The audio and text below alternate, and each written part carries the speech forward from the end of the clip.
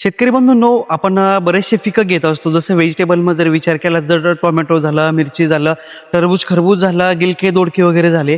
या पिकं घेत असताना आपल्याला जे आहे का रासायनिक खतांचा खूप वापर करावा लागत असतो. त्याचबरोबर आपल्या जमिनीमध्ये जर सुपीकता चांगली असेल तेव्हाच आपलं जे आहे का पीक अतिशय चांगल्या प्रकारे येत असतं.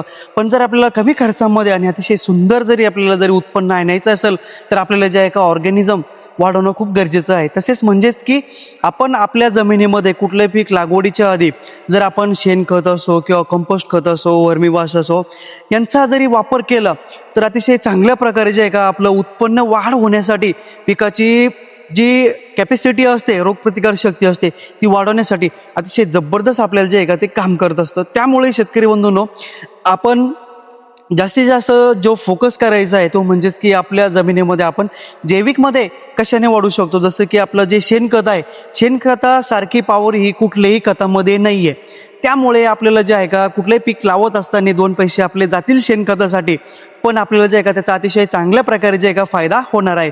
आपण हे कुठल्याही पिकासाठी वापरायचं आहे. निश्चित आपल्या रासायनिक खतावरती किंवा रासायनिकवरती जो खर्च वाढतोय त्यावरती नियंत्रण मिळवण्यासाठी आपल्याला जे आहे का 100% फायदा होणारच आहे.